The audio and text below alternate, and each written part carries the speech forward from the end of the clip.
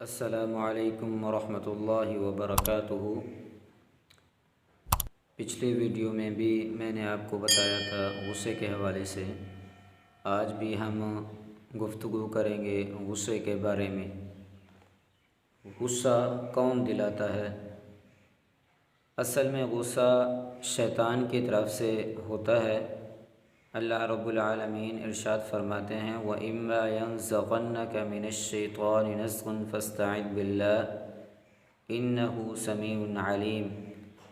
اگر تمہیں شیطان کی طرف سے یعنی شیطان تجھے غصہ دلائے تو اللہ کی پناہ مانگ، کیوں؟